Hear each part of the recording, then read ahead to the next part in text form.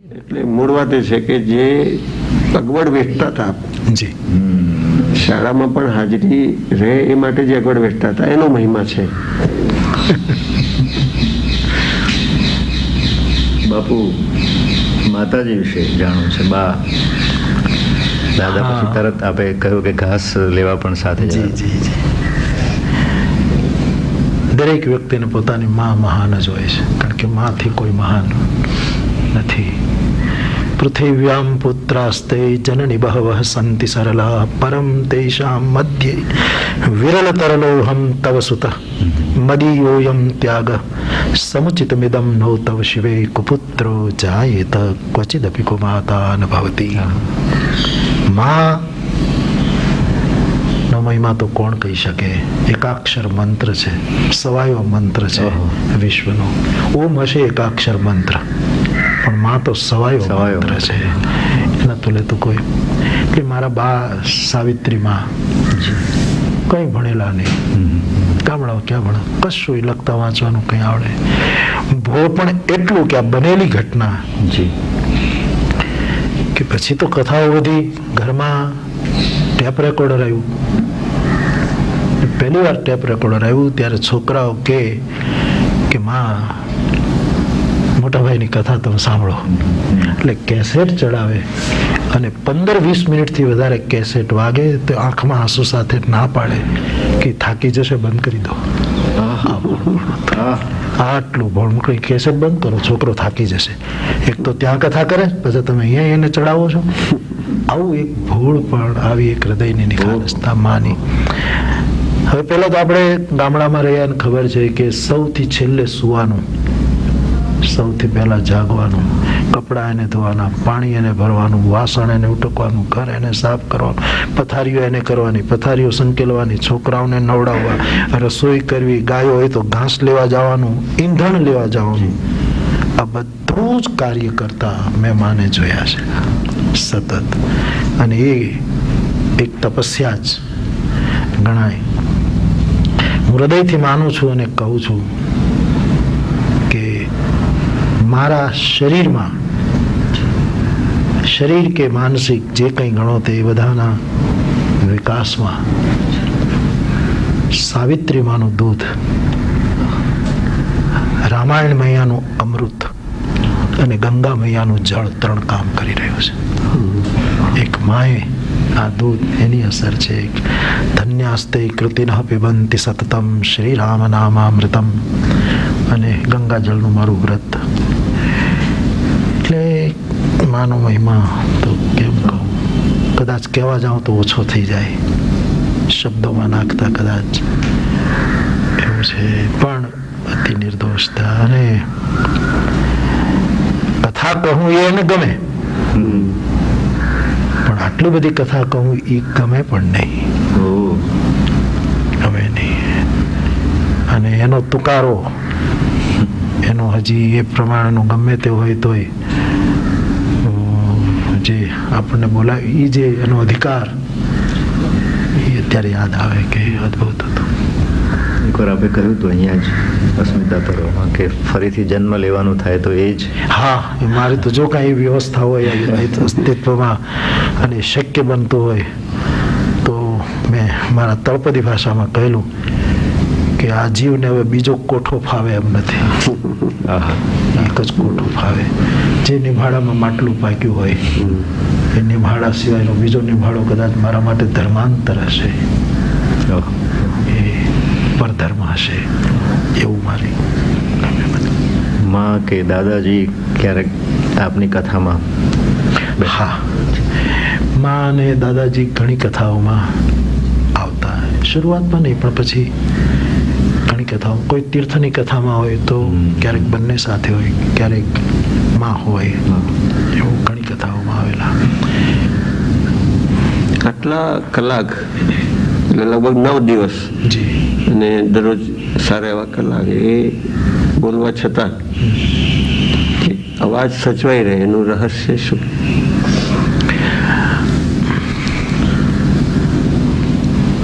મને તેમ લાગે છે કે સૌ પ્રથમ તો કોઈ કૃપા જ કામ કરી રહી છે એ લાગે છે.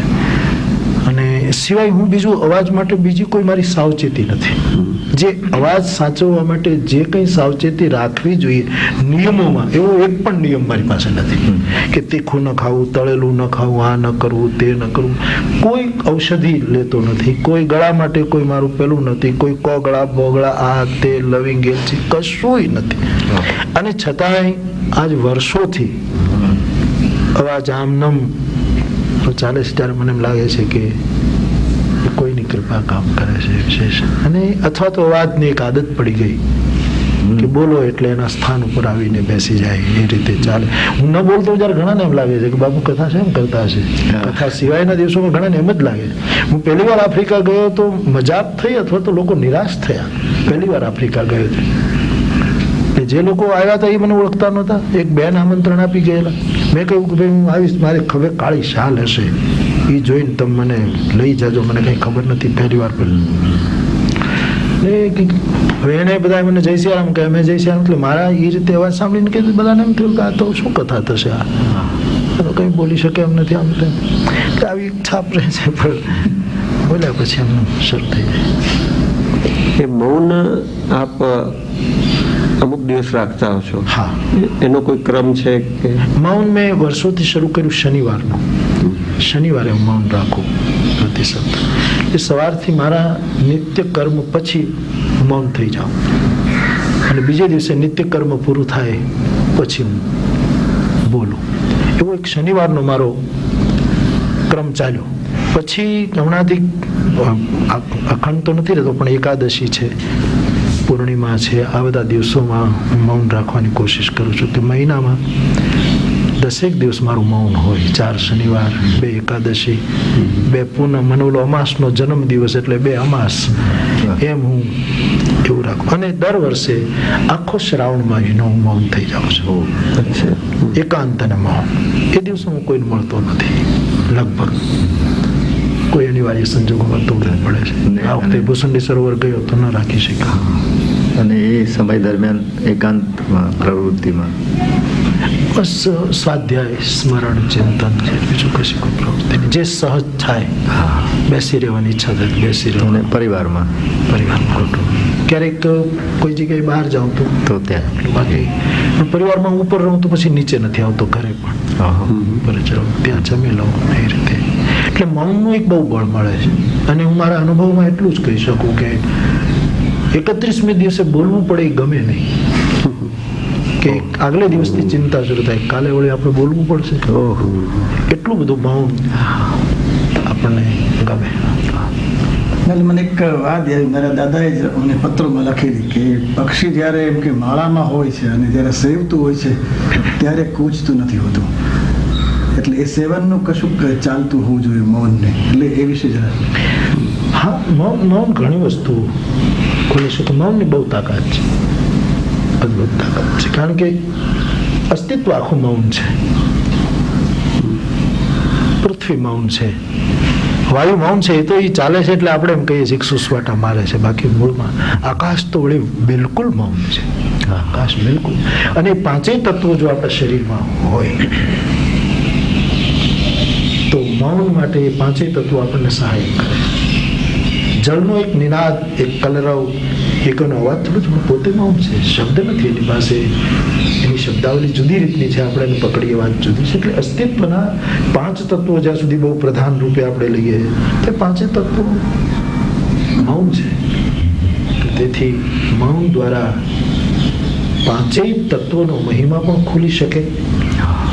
એની આવશ્યકતા, એની ઉદારતા, આ બધું જ ખુલી શકે. અને બોલવાથી તો ઉગાડવું પડે. બોલવું એ વાવણી છે કે તમે કંઈક વાવી રહ્યા છો અને એને ઉગાડવું પડે. મૌનમાં અવતરિત થાય, અવતરણ થાય. એટલે મૌનમાં મારી બહુ જ રુચિ, અતિ રુચિ. મને અમુક ડાયા માણસો સલાહ પણ આપે છે કે તમે બોલ્યા જ કરવું જોઈએ, મૌન નહીં રાખવું જોઈએ. મુખરતા વહેંચી દે, મૌન સંગ્રહ કરે.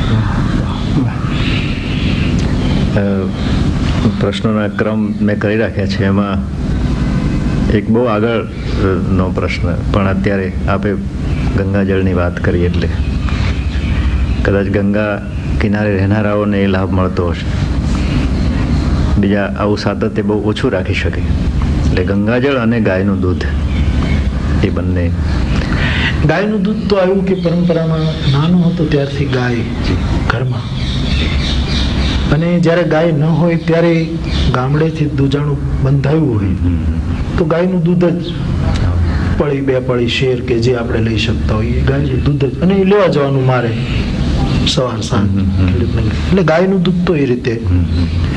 અને પછી ગાય તરફની એક પ્રીતિ, ગાયની ઉપયોગિતા, ગાયની આપણા ધર્મ તરીકે મહત્તા, ગાયની બી અનેક રીતે મહત્તા, એ પણ એમાં ભાગ ભજવી ગયો. ગંગાજળ તો મેં કચ્છની કથા ગાંધીધામની કરી, કેટલા વર્ષો થયા યાદ નથી, પણ એક રાત્રે હું કોઈ દિવસ કલ્પના નહીં ગંગાજળની, તો ક્યાં આપણે કલ્પના કરી શકીએ, ક્યાં અહીંયા ક્યાં ગંગાજળ, આવો કોઈ વિચારે નહીં. એની પાછળ જે ઘટના ઘટેલી તે આ કે ગાંધીધામની કથામાં હું સૂતો હતો, રાત્રિ જ્યારે જાગી જાઉં સ્વાભાવિક એવું હોય ત્યારે કંઈ ને કંઈ સ્મરણ ચિંતન કરીએ. એમાં એક જ ચોપાઈ આ ઘૂમે કે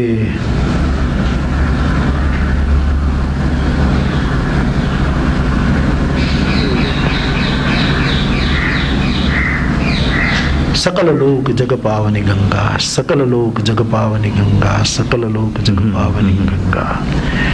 રામકથા પણ ગંગા છે, ગંગા છે, ગંગા છે.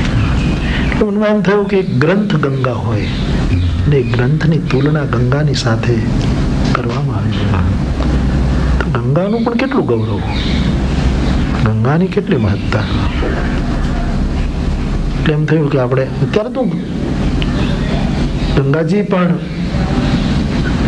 પ્રત્યક્ષ રીતે પહોંચેલું નહીં, એ બાજુ કોઈ કથા જ નહીં થયેલી ત્યાં પહોંચે. ગંગા દર્શનની આપણે ન ગયા હોય ત્યારે કેટલું આપણા મનમાં હોય કે ગંગાના દર્શન કરીએ, એમાં સ્નાન, એક લોટી ગામડામાં આવતી ને કોઈ એક ચમચી આપે તો આપણે કૃતકૃત્ય ભાવ થતો હતો. એ ચાલુ પછી મને એમ થયું કે આપણે ગંગાજળ પીએ એવું કઈ થઈ શકે તો ગાન પણ ગંગાનું, પાન પણ ગંગાનું, આવું કંઈ થાય પણ એ કેમ શક્ય બને? એટલે પછી મેં ફોન કર્યો મુંબઈ અમારા ધીરુભાઈ વખારિયા છે કે મને આવું કંઈક ચાલે છે ને, સહજ ચાલે છે, એટલે જો કંઈ આપણે કરી શકીએ તો તમે ગંગાજળ લઈને અહીં આવો, આ કથા પૂરી થાય એના પહેલા. ગયા અને ગંગાજળ લઈને આવ્યા. ત્યારથી મારું ગંગાજળનું વ્રત શરૂ હતું. પણ ત્યારે શું હતું, હું ખાલી ગંગાજળ પીતો હતો, મારી રસોઈ બનતી હતી કોઈ પણ જાતે, એ ગંગાજળ પીવું, જળ ગંગાનું, એવું બધું હતું. પણ એના પછી પણ એક ઘટના એની સાથોસાથ જ જોડાણી. પછીની મારી વડોદરામાં કથા હતી. એટલે મને ખબર નહીં, એક જીવનમાં એક તપોવની અનુભવો શરૂ થયા ગંગાને લીધે, કે વન છે, પહાડો છે, આ છે, એવું એક પ્રાકૃતિક કામ એવું થાય. પછી મારા મનમાં વિચાર આવ્યો કે યજ્ઞદાન તપઃ કર્મ, એ જે યજ્ઞની વાત છે એ યજ્ઞ, આ જો જ્ઞાન યજ્ઞ ચાલે છે કથાનો, એમ જીવનમાં પણ એક યજ્ઞની મહત્તા છે. પછી મેં વડોદરાની કથામાંથી નિત્ય યજ્ઞ કરવાનું શરૂ કર્યું. એટલે ગંગાની શીતળતા અને યજ્ઞની પછી એને જે રીતમાં ખપો એની ઉષ્ણતા, આ બંને જીવનમાં સાથે જોડાણી. આ રીતે ગંગા. પછી તો મેં થોડા સમય પછી વ્યવસ્થા થવા માંડી અને સરળ લાગ્યું કે બહુ આમાં. પછી તો મારી રસોઈ પણ ગંગાજળમાં બને અને પૂર્ણતા. પણ એક જગ્યાએ મેં કહેલું કોઈને, બનેલી ઘટના, આપણે અમરદાસ બાપુની કથા હતી ગામડામાં, તે ક્યાંકથી મારે પસાર થવાનું. એણે કહ્યું પૂર્ણાવતી તમે મને લેતા જાઓ સાથે. ત્યાં ગયો ને રામકથાની પૂર્ણાવતી, મારું ગંગાજળ તો સાથે હતું. પણ એ લોકોએ પૂછ્યું બાપુ અમારે તમને કંઈક ચાય પીવડાવી હોય, કંઈક લીંબુનું પાણી બનાવીને તમારું ગંગાજળ ઢોળાઈ ગયું હોય, ન હોય તો શું થાય? એટલે મેં કીધું જે જગ્યાએ રામકથા હોય ને એ ગામના કૂવાનું પાણી પણ મારા માટે ગંગાજળ હોય છે. કારણ કે તુલસી એમ લખ્યું છે કે જેહી દિન રામ જન્મ શ્રુતિ ગાવહી, તીર્થ સકલ તહાં ચલી આવહી. ત્યાં તમામ તીર્થો હોય, પણ એ હજી એમનું ચાલે છે. ક્યારેક કોઈ વિઘ્ન નડ્યું? નહીં, કોઈ જગ્યાએ વિઘ્ન નડ્યું લે. પહેલી વાર સાઉથ આફ્રિકામાં ગયો. આપણાને એના સંબંધો ત્યારે સારા નહોતા, માંડ વિઝા મળતો હતો. ત્યારે ડર્બન હું ગયો અને ડર્બન ઉતરતાની સાથે એણે મારું ગંગાજળ જપ્ત કરી લીધું. એ લોકોએ જે 9 દિવસનું હતું એ તો સામાનમાંથી જ જપ્ત કર્યું, પણ મારા હાથમાં જે હતું એ લોકોએ લઈ લીધું. મેં એને ઘણું સમજાવ્યું મારી રીતે, જે તૂટું ફૂટું એક શબ્દો અંગ્રેજીમાં બોલીને કે ભાઈ અમારું હોલી વોટર છે, આમ છે તેમ છે. એ કંઈ માનવા જ તૈયાર ન થાય કે ન ચાલે, અહીંયા કોઈનું પાણી ના આવે, અહીંયા ઘણું પાણી છે, કંઈ મૂકી દીધું. તો મેં એને રિક્વેસ્ટ કરી મને પી લેવા દે અત્યારે, પછી રાખી લે. એટલે મેં પી લીધું 2-3 ગ્લાસ, પછી કીધું જે થાય. એટલે એક દિવસ 24 કલાક રસોઈ પણ દૂધમાં બની, દૂધની રોટલી ને દૂધ પી લીધું. 24 કલાક તો પાણી નીકળી શકે એમાં કોઈ. પછી લોકોએ રિક્વેસ્ટ કરીને કર્યું, એ લોકોએ જાંચ કરીને 24 કલાક પછી છૂટું કરી દીધું. ક્યારેક ક્યારેક શંકરની જટામાં જેમ ગંગા અટવાય એમ અમુક પરિસ્થિતિઓની જટામાં ક્યારેક અટવાયું હોય, પણ એ જટાશંકરી પાછી વહી નીકળી. આપણે હમણાં કહ્યું કે જ્યાં રામકથા હોય ત્યાં મને પંક્તિ યાદ આવી, જહાં ભાન તહં દિવસ પ્રકાશ, જહાં રામ તહીં અવધ નિવાસ. અને આમાં આનંદ એ છે કે જે સહજતાથી આપ સ્વીકારી લો છો ને, વ્રત છે, પણ એ વ્રતને કારણે બધા મિત્રોમાં, સત્સંગીઓમાં તંગદિલી ઊભી ન થવી જોઈએ, કોઈ અગવડમાં ન મુકાય. એ જે છે વસ્તુ. હમણાં છેલ્લી ઘટના આપને કહું કે અમે આ પુસુંડી સરોવર ગયા, એટલે પ્રકૃતિ અમને બધી જગ્યાએ 2-2 દિવસ રોકી રાખ્યા. અમે કાઠમંડુ પહોંચ્યા તો ત્યાંથી અમને પોખરા ન જવા દે, એકે પ્લેન જાય જ નહીં, એટલું બધું વાતાવરણ ખરાબ.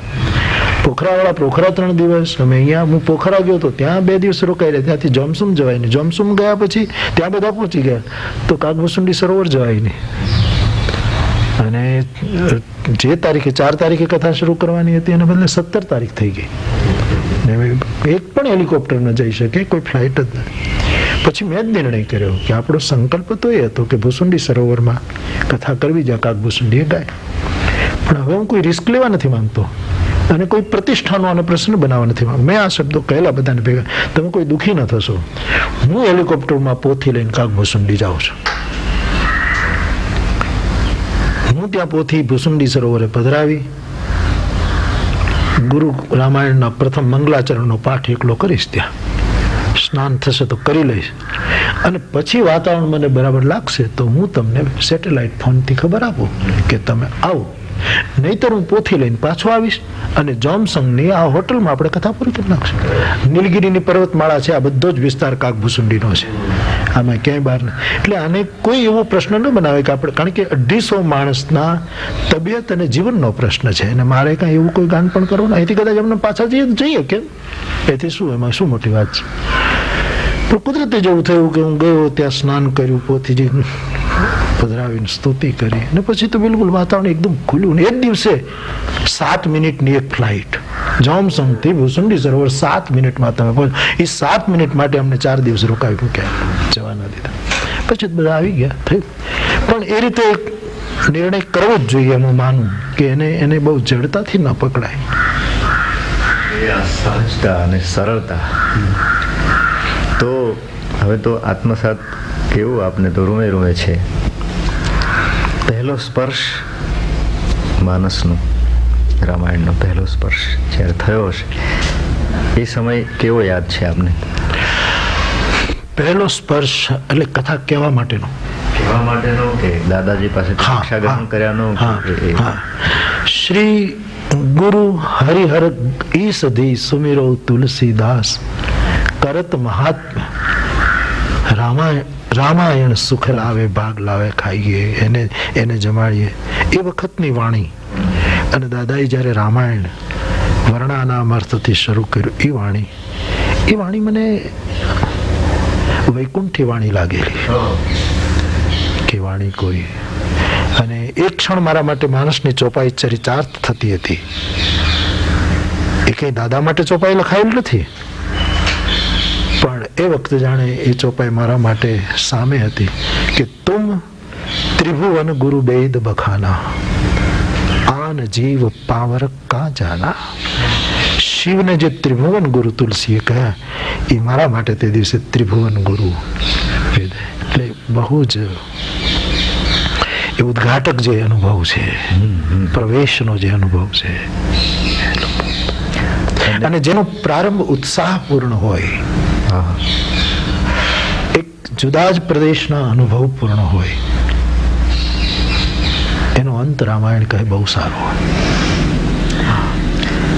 જે આરંભ જ ઉત્સાહ કરનારો ન હોય, ઉત્સાહ પ્રેરનારો ન હોય, તો એનો મધ્ય અને અંત એટલો બધો સારો નથી હોતો. હનુમાનજી લંકામાં જાય છે ત્યારે કહે છે કે પ્રારંભમાં મને બહુ આનંદ થઈ રહ્યો છે, એટલે પરિણામની ચિંતા નહીં કરતા, પરિણામ આનું અવશ્ય સારું હશે. હોય કાજ મોહી હર્ષ વિશેષ.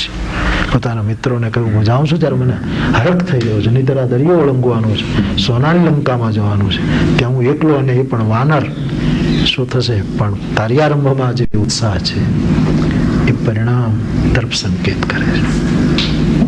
અને એવો જ પહેલા શ્રોતાજનોનો અનુભવ. હા,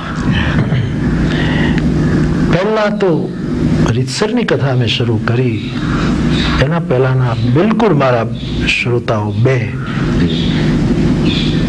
શ્યામજી મેપા અને સુખારામ, આ બેના નામ છે. કણબી પટેલ તલગાડાના. તલગાડાથી રાતુલ તરફ જઈએ ત્યાં 3 રસ્તે પરબ બેસતું, પાણીનું પરબ. ત્યાં 2 માટલા રહેતા અને એ પરબની એક ઝૂંપડી, ત્યાં ગામડાના આ લોકો ગાય ભેંસો ચરા. ત્યાં નદી ત્યારે વહેતી અને રોજ હું રામજી મંદિરમાં અમારા આપણે સાધુઓનો વારા હોય, 1 વર્ષ આ પૂજા કરી. એમાં અમારે એક દાદીમાં હતા, એનો વારો કાકાના કુટુંબના, એટલે એ મને કહેતા કે તું મારો વારો, એટલે હું પૂજા કરતો રામજી મંદિરની આરતી વગેરે.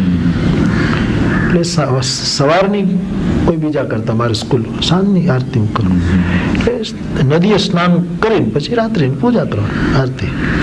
ત્યારે સ્નાન કરવા નદીએ જાઉં ત્યારે હું પરબે જાઉં અને ત્યાં મારા હાથે મને બરાબર કે માટીનું એક સિંહાસન બનાવવાનું, એના ઉપર એક રામજીનો ફોટો મૂકવાનો, અને જે દાદાએ રામાયણ આપેલું એ રામાયણ લઈને હું ત્યાં, ત્યારે પેલી ભેંસો આમ ચરતી હોય ને આ 2 જણા શ્યામજી મેપા અને સુખારામ મારા શ્રોતાઓ, એને હું કથા સંભળાવું. અને એ ત્યાં સુધી કથા સાંભળે જ્યાં સુધી ભેંસો એની દૂર ન જતી રહી હોય, ત્યાં સુધી અડાવડી જાય તો એ કથા જતા. એટલે મારા શ્રોતા એ 2, પહેલા શ્રોતા 2. પછી મેં પહેલી રીતસરની રામકથા કરી માસ પારાયણના રૂપમાં. એ રાત્રિ કથા હતી તલગાજરડામાં રામજી મંદિરમાં, રોજ રાત્રે 2 કલાક 9 થી 11. ત્યારે ગામના 100-200 શ્રોતાઓ મંદિરમાં બહાર બેસતા. ત્યારે માઇક નહીં, એમનેમ. અને એમાંય બીજે મહિને પછી માઇકમાં કથા કરી ત્યારે માઇક આવ્યું, જનરેટર ઉપર ચાલતું. ત્યારનો અહોભાવ કંઈક જુદો જ હતો કે આપણે માઇકમાં કથા કરીએ છીએ, ગામને કંઈક જુદું લાગે આપણને. આમાં અત્યારે તો લગભગ 550 જેટલી કથાઓ થઈ ચૂકી છે. હવે માનો કે આપે મહુવામાં જ કથા કરવાનું રાખ્યું હોત તો પણ લોકો દૂર દૂરથી સાંભળવા આવત. ભારતના અલગ અલગ નગરોમાં અને પૌરાણિક મહત્વ ધરાવતા એવા તીર્થોમાં આપે કથાઓ કરી.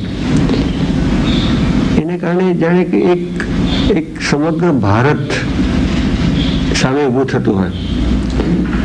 આપણા ઉમાશંકર પણ જ્યાં ગયા છે ત્યાંની કવિતા લખી છે એમણે.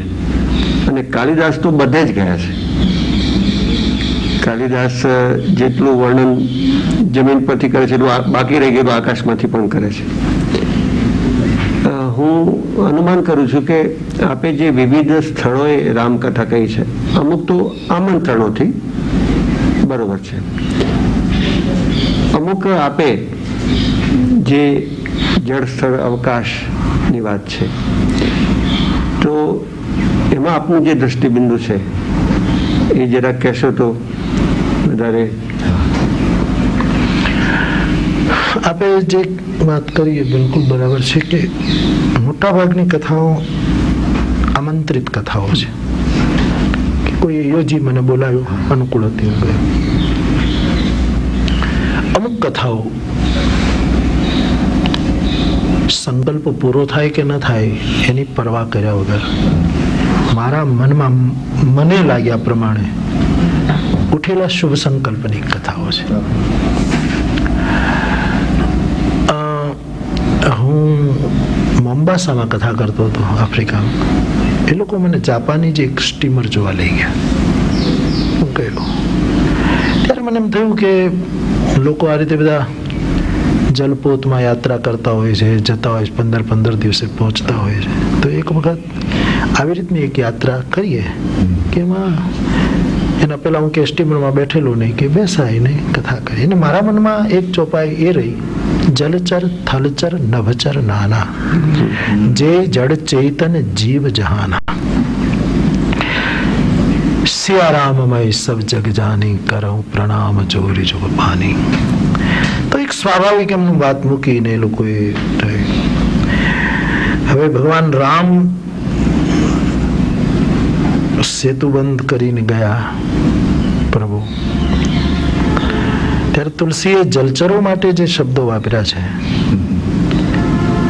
કે પ્રગટ ભય તહ જલચર વૃંદા, તમામ જલચર વૃંદ એટલા બધા બહાર આવ્યા રામને જોવા માટે કે તેની કી ઓટ ન દેખીએ બારી, એની ઓટમાં જળ દેખાતું નથી. અને વાંદરાઓ એના ઉપર ચાલે તો ડૂબકી મારે ડૂબાડી દે. વાંદરા ચંચળ, જળ ચંચળ, જલચર ચંચળ, 3 ચંચળતા ભેગી થઈ અને છતાંય કોઈને કાંઈ થયું નહીં, કારણ કે મગન ભયે હરિરૂપ નિહારી. રામની છબી જોઈને જળચરો ડૂબી ગયેલા કે પોતાનું હલનચલન ભૂલી ગયા. એટલે એમાંથી એક વિચાર આવેલો કે આપણે જળચરો એ રામને જોયા પણ રામકથા ક્યાં સાંભળીશ? આપણે આ રીતે ખાલી એ અર્થમાં.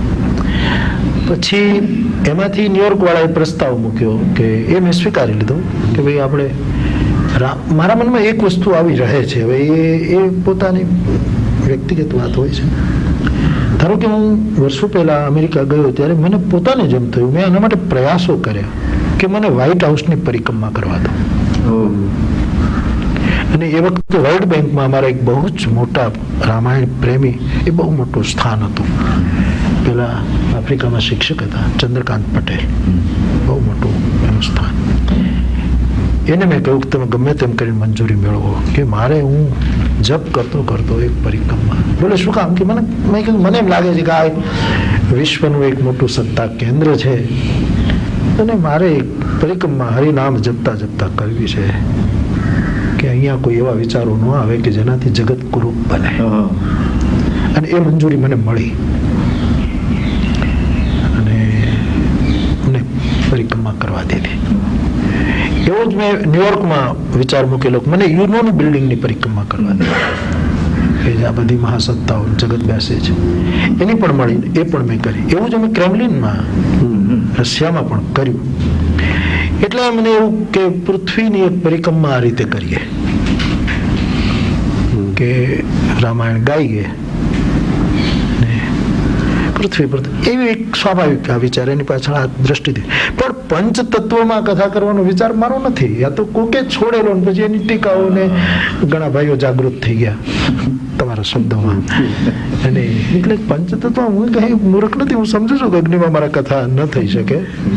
અને બીજી રીતે કહું તો હૃદયથી જેને કથા માટે જીવન હશે અથવા તો વ્યાસપીઠનું જેનું જીવન, એ અગ્નિમાં જ કથા કરે.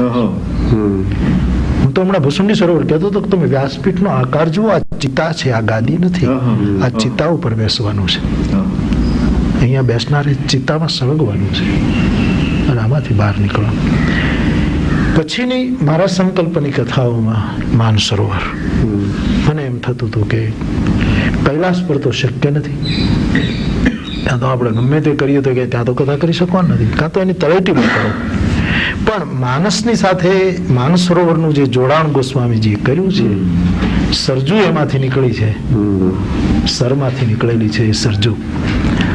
અને असमानस मानस चख चाही, भय कवि बुद्धि विमल अवगाही, રચી મહેશ નિજ માનસ રાખા.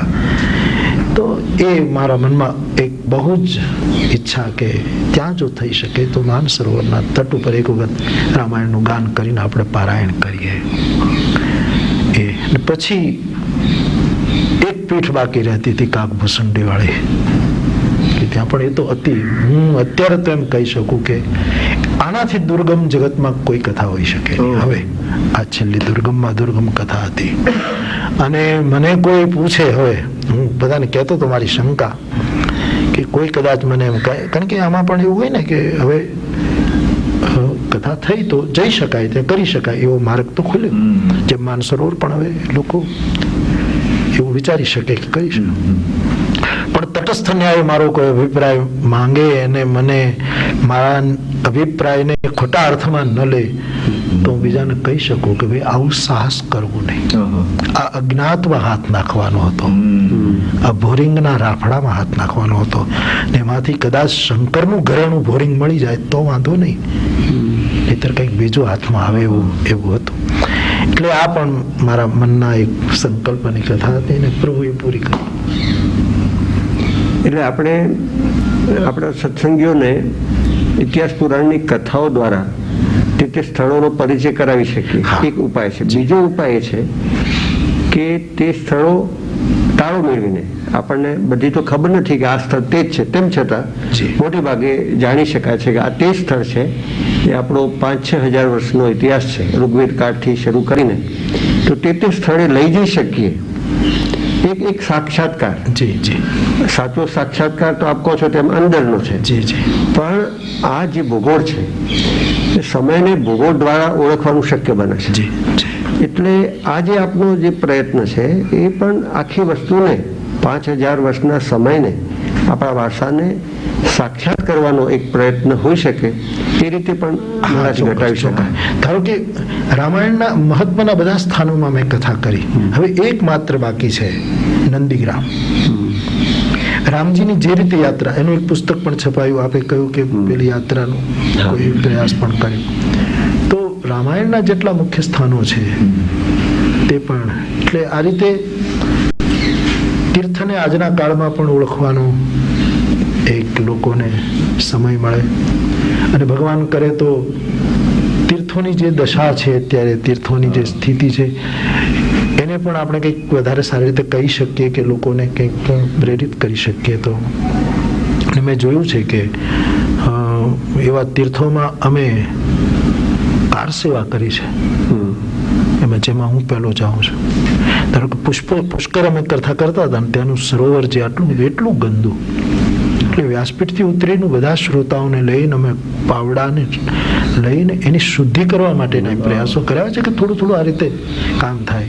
ગંગા પ્રદૂષણ માટેના જ્યારે પ્રયાસો થયા ત્યારે જ્યારે ગંગાને કિનારે કથા થઈ ત્યારે એના માટે એ વસ્તુને પણ પ્રધાનતા આપતા ગયા.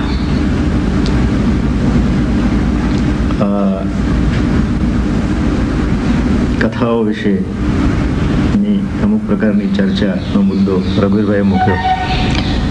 એવું જ દુઃખદ છે થોડુંક, પણ આપણે અસ્મિતા પર્વના સંદર્ભમાં રમી જઈશ. દુઃખદ નથી. હા, તો આપ જ પૂછો. મને તો પૂછવાનું તો જવાબ આપનાર નથી. પૂછવાનું આવા સરસ સાહિત્યિક આયોજન કરવા, એ તો જે આયોજન કરે છે, તમે કે હું કે યજ્ઞેશ, આપણે બધા સાથે જ કામ કરીએ છીએ. તો અત્યારે સાહિત્યની વાત કરવી એ સામાપુરે તરવા જેવું છે. તો અહીં જે છેલ્લા 4 વર્ષથી આપના આશીર્વાદથી હરીશભાઈ ને વિનોદ ને આ બધા સરસ આયોજનો કરે છે. બહારથી આટલા વિદ્વાનો આવે છે અને એક સાહિત્યિક વાતાવરણ થાય છે. ક્યારેક તો સાંજે સંગીતના કે નૃત્યના કાર્યક્રમો થાય છે. તો જે લોકો અહીં લાભ લે છે એ તો ધન્ય છે. લાભ લઈને જનારા બીજે વાત કરે છે તો આ એક શક્ય છે. આ વિષમ પરિસ્થિતિમાં પણ સાહિત્ય કળાની આ રીતે ઉપાસના થાય છે. એટલે અસ્મિતાપરનો સૌથી મોટો લાભ તો એ છે કે સાચા જિજ્ઞાસુ શ્રોતાઓ ત્યાં બેઠા હોય છે. આપણે નાથાલાલ દવે હતા ભાવનગરમાં, તે અમારા સાહિત્ય પરિષદના જ્ઞાન સત્રમાં આવે તો કલાક એક બેસે, પછી બહાર લટાર મારી આવે. વિનોદ ભટ્ટ આપણા હાસ્યકાર, એ પણ પ્રમુખ થયા ત્યારે જ બધો સમય બેઠા, બહાર જઈ આવે. નાથાલાલ કહ્યું કે જરા કાન છૂટા કરવા ગયો હતો.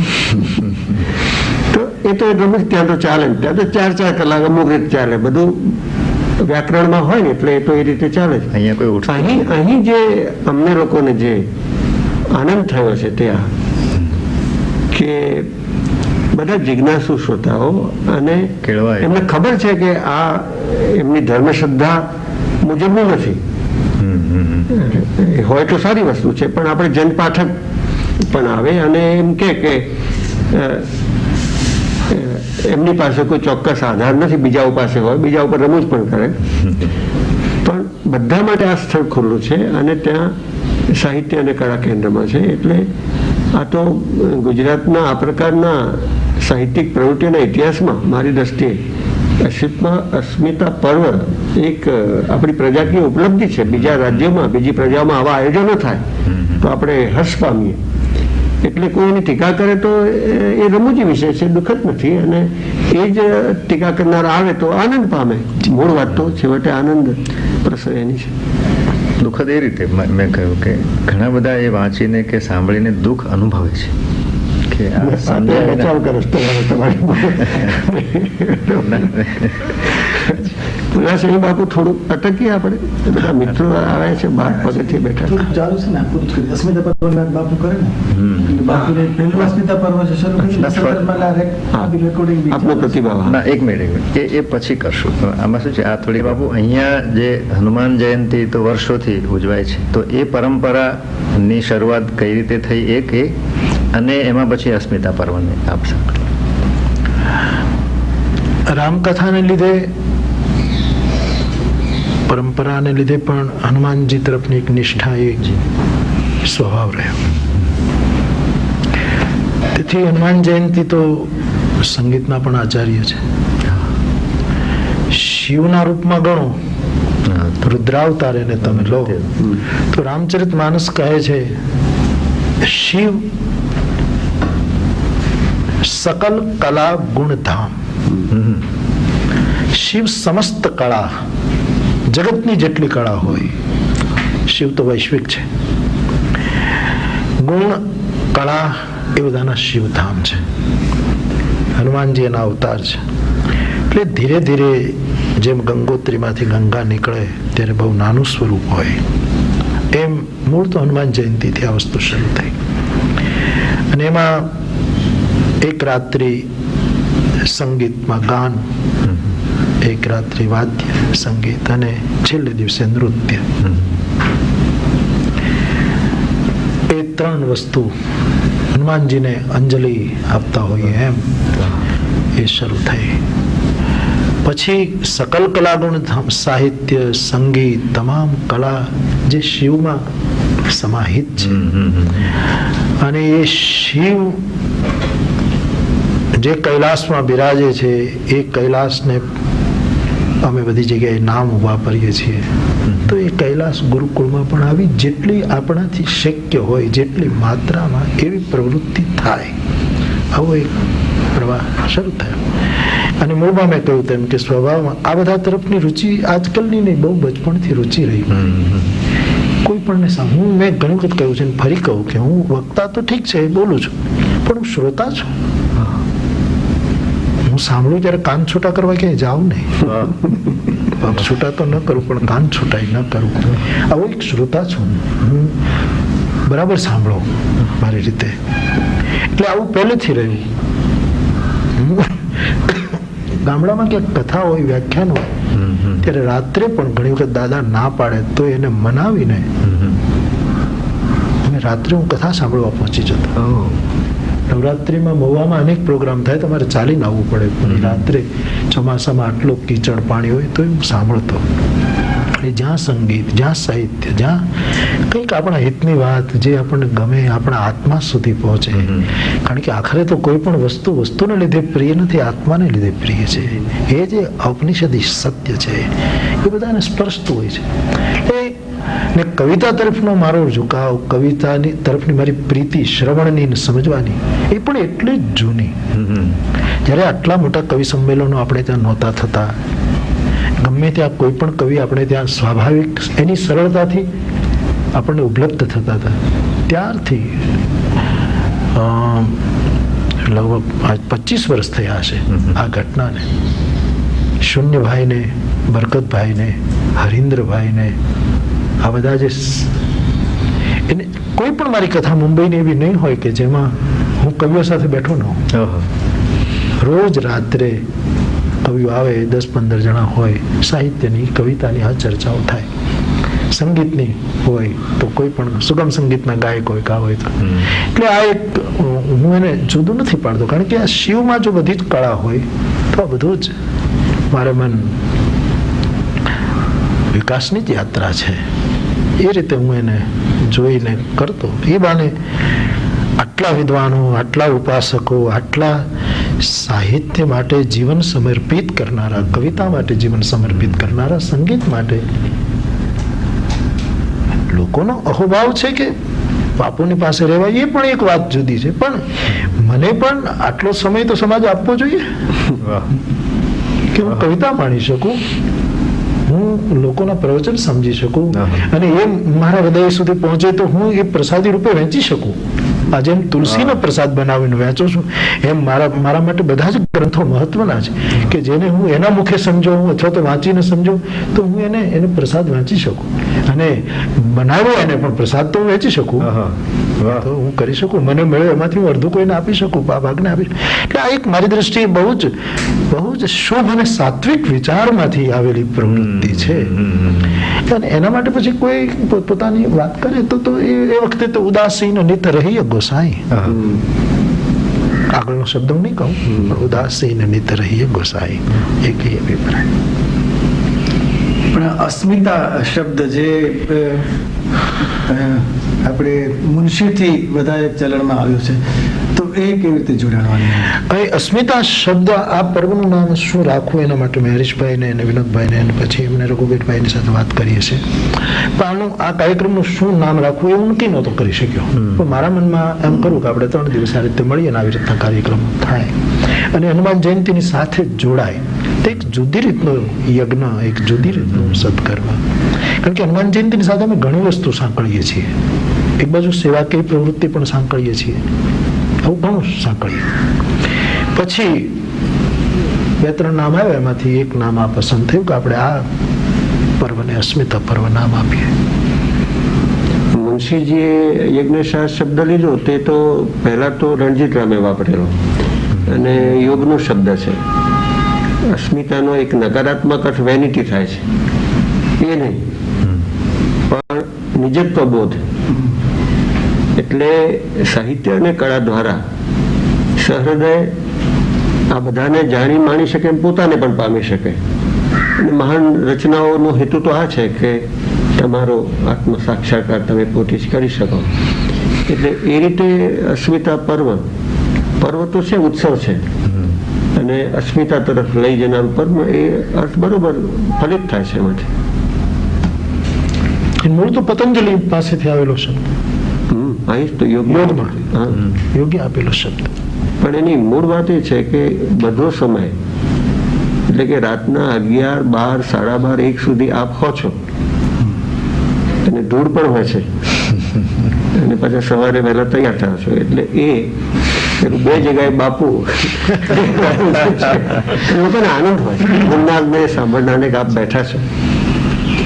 એ રીતે બાપુ આપણી જે સંસ્કૃત સાહિત્ય પ્રત્યેની પ્રીતિ છે, જે દર્શન વિશેની, તો એ સંદર્ભમાં પણ આપ સંસ્કૃતના જ્ઞાન સત્રો અને એક રીતે અનુષ્ઠાનો કહીએ તો એ પણ કરતા હો છો, એ વિશે થોડી. એટલે સંસ્કૃત તરફ પણ લોકોની વધારે અભિરુચિ જાગે. આ આટલી મોટી દેવગીરા આપણી, એ પણ લોકો ભલે એને બોલી ન શકે, સમજી ન શકે, પણ એનો સ્પર્શ તો એને થાય, એનાથી દૂર ન જતા રહે. અને કેટલું સંસ્કૃતમાં આપણે તે કેટલું કહેવાયું છે એ પણ, અને એ બાને સંસ્કૃતની જેણે સેવા કરી, ઉપાસના કરી, એની વંદના આપણે કરી શકીએ કે કેટલા મોટું કાર્ય થઈ શકે કે એને આપણે પ્રણમી શકીએ અને એના જ્ઞાન દ્વારા બીજાને ઘણાને પ્રેરણા મળે. એટલે એ પણ મને તો બહુ જ પૂજ્ય ભાવથી આ બધી મારી પ્રવૃત્તિ બહુ જ આદરપૂર્વકના ભાવથી છે. એની પાછળ બહુ બીજો કોઈ હેતુ નથી. કોઈ ગમે તે વિચારે તો એ તો એમની દ્રષ્ટિ છે. એથી શું?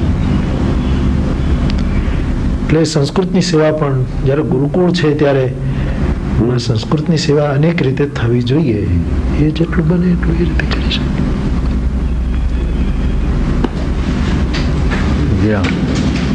બીજા સારા કામમાં આપ નિમિત્ત બન્યા.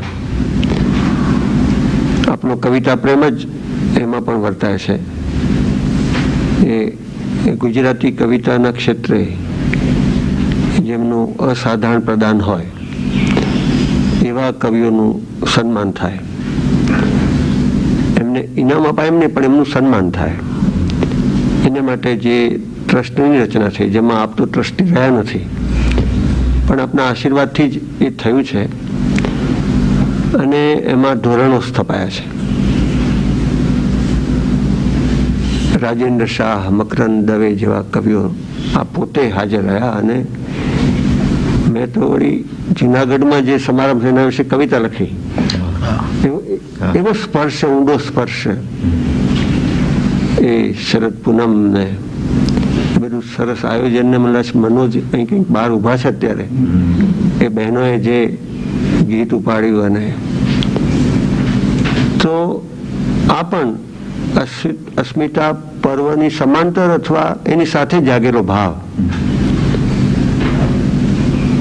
આમાં પૂછવાનું તો શું હોય, પણ આવા કામોમાં આપ જે નિમિત્ત બનો છો અને વસ્તુ આપોઆપ પછી ચાલે, અને જ્યાં ભીડ પડે ત્યાં આપની પાસે બધા આવે,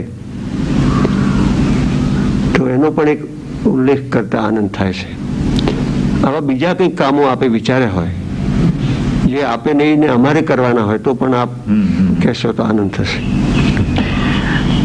આપે બરાબર કહ્યું કે આ એક ગંગોત્રીમાંથી નીકળેલી ગંગાના પ્રવાહનો એક વિકાસ છે અને હું ઈચ્છું કે આવા જે કામો હોય એમાં સાથે મળીને આપણે કરી શકીએ. ચલી સુભગ કવિતા સરિતાસો. તુલસી કહે છે કવિતાની સરિતા સુભગ રીતે રામ સિંધુમાં સમાવા માટે જે નીકળી છે, કૈલાસ શિવમાંથી નીકળેલી રામમાં સમાવા માટેની જેની યાત્રાનો કોઈ એક અંતર્ભાવ છે, એવી જ એક આ કંઈક પ્રવૃત્તિ. અને એમાં નરસિંહ મહેતા મને બહુ પ્રિય. કદાચ હરજીવનદાસ મહેતા નાગર હતા, કોંજળીના ગૃહસ્થ, અને એ પછી હરિવ્યાસી થયા, એ કુળમાં આવ્યા એટલે કદાચ એ સંસ્કારોએ પણ થોડોક ભાગ ભજવે, પણ ખબર નહીં. નરસિંહ મહેતા મને બહુ ગમે, જુનાગઢ મને બહુ ગમે, ગિરનાર મને બહુ ગમે. એટલે નરસિંહ મહેતા માટેનો આ વિચાર આવ્યો એ મારા એક બહુ જ પરમ પ્રસન્નતાની ઘટના છે. આપે કહ્યું તેમ કે આ કોઈ પુરસ્કાર કે એ વાત નથી, સન્માન છે. આ એક વંદના છે. મારી દ્રષ્ટિએ તો એક વંદના જ છે. એટલે આ એક ઉપક્રમ ચાલ્યો અને એથી હું બહુ રાજી છું. આપણે નિમિત્ત બધા બન્યા, પણ આની સેવા કરનારા પણ જે નરસિંહ મહેતા વિશે કશું જાણતા નથી. એક તો સિંધી છે ને એ ભાઈ, પંજાબી, એને નરસિંહ મહેતાની કાંઈ ખબર નથી, પણ એમ કહે છે કે બાપુ તમે આટલું સરસ આ કાર્ય ત્યાં થાય છે, એની જે શ્રદ્ધા સુમન તમે જે તે વ્યક્તિને વંદનમાં એના ચરણમાં મૂકો છો, એની સેવા તો હું જ્યાં સુધી છું ત્યાં સુધી મને જ મળવી જોઈએ. જેને કંઈ ખબર નથી નરસિંહ મહેતા વિશે, જેને કંઈ કથામાં નરસિંહ મહેતાનું કંઈક સાંભળ્યું, ગુજરાતી ભાષામાં પંક્તિ બોલી અને સમજાવીને પણ એના વિશે કંઈક બોલે, એને લઈને એનો જે એવા ઘણા પરિવારો આમાં ભળ્યા અને એ રીતે આ આખો પ્રવાહ ચાલ્યો. બીજું, અહીંયા એક યજ્ઞ જ્યારે અમે કારતક મહિનામાં કરીએ છીએ, દર કારતક મહિનાની પૂર્ણિમાથી એક યજ્ઞ હોય, એમાં હનુમાન ચાલીસાના પાઠ થાય, એ તો એક પક્ષ. નેત્ર યજ્ઞ થાય એક પક્ષ. ગામની બધી જ દીકરીઓ જે પરણાવા ઈચ્છે, હરિજનથી લઈને બ્રાહ્મણ સુધી. લોકો આપણા ગામડામાં રહીએ એટલે બધા બાપુ કહે આપણને. નાનું છોકરું હોય તો એ આપણા છોકરાને બાપુ કે. આ એક ગામ સભ્યતા છે, સાધુના બાળક. એટલે મને એક વખત વિચાર આવ્યો કે આપણને જો બધા બાપુ કહેતા હોઈએ અને અત્યારે આ બધું જો શક્ય બની શકતું હોય રામાયણની કૃપાથી, તો આપણે ગામની દીકરીઓને પરણાવવી જોઈએ. એટલે એ વખતે ગામની દીકરીઓનું કન્યાદાનનો પણ એક પ્રસંગ. સાથોસાથ રાત્રિએ લોક સાહિત્ય, લોક સંગીત, લોક વાર્તા, લોકગીતો એ પણ પાછું સતત રહે. એટલે રાત્રિના લોક સાહિત્ય પર સંતવાણીના આપણે પ્રાચીન ભજનની આખી પરંપરા, એનો પણ એક દિવસ કાર્યક્રમ હોય. એટલે આવું પણ પાછું સાથે સાથે ચાલતું હોય. એટલે મને એમ લાગે છે કે શિવથી શરૂ થયેલો પ્રવાહ રામ સિંધુ સુધી પહોંચે, એમાં જે જે કંઈ કરવું ઘટતું હોય એવું કરવામાં મને આનંદ આવે. અને એ રીતે આ મારા માટે તો બધી આનંદની યાત્રા છે. મહિના આપના બાળપણના મિત્રો વિશે જાણવું છે. બાળ ભેરું. હા,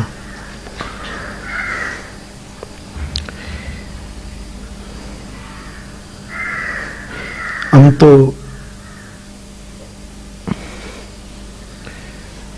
બહુ મિત્રો નથી એટલે બહુ દુશ્મનો પણ નથી. શત્રુ છે મિત્રો છે એવો અનુભવ છે.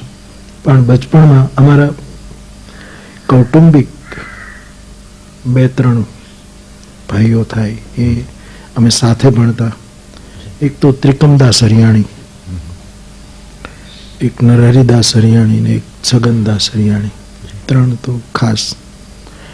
જ્યાં એક મારી ગલીમાં રહેતા, જેને હું બહુ યાદ કરું છું, પંચોળી નો દીકરો હતો, એનું નામ હતું બલો, બલાભાઈ.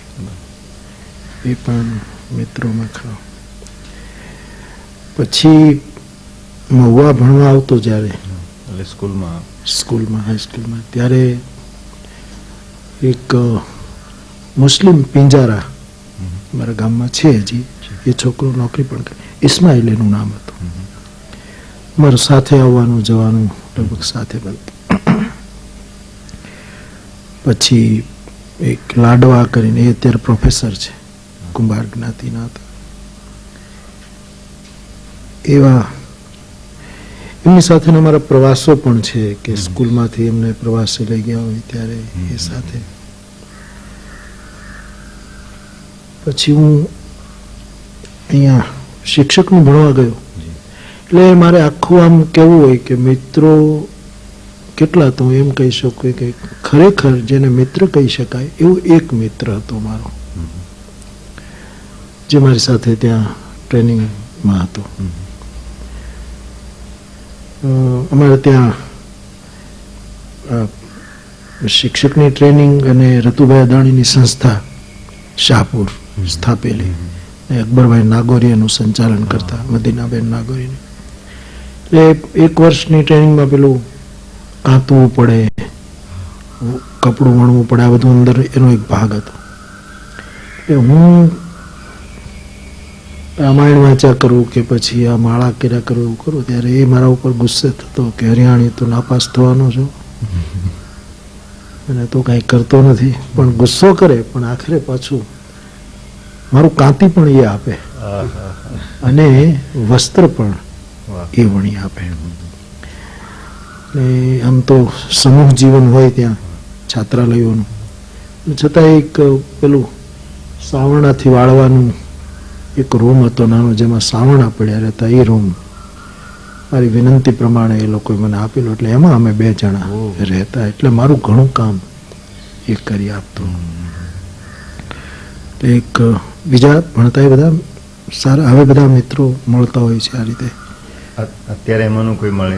હા, એક વખત તો મેં અહીંયા એ લોકોનું મીટિંગ રાખેલી, બધાને મેં બોલાવ્યા કે હું જેની સાથે ભણતો એ બધા ક્યાં ક્યાં છે, એને બધાને શોધ્યા. અને અમે જ્યારે ભણતા ત્યારે અમને જે ભણાવતા શિક્ષકો ગૃહપતિ એ બધાને બોલાવ્યા. એમાંથી માનદાદા અત્યારે લગભગ 85-90 વર્ષની ઉંમર છે, અમારા ગૃહપતિ હતા. પછી કુમારભાઈ ભટ્ટ અત્યારે ત્યાં શ્રેયસમાં કે ત્યાં જ છે, હેમેન્દ્ર ભટ્ટ એમનું નામ છે, એ મારા પ્રિન્સિપાલ હતા. અમે 2 દિવસનું અહીંયા રાખ્યું હતું એનું એક મિલન. એ દિવસે પછી એ મિત્રો ક્યાંક ક્યાંક કથા હોય, વેકેશન હોય તો આવે. હું રમૂજમાં એ લોકોને કયા પણ કરું કે કોઈ તમારામાંથી આચાર્ય થઈ ગયા, કોઈ કાંઈ થઈ ગયા, અને હું રહી ગયો એવું કયા કરતો.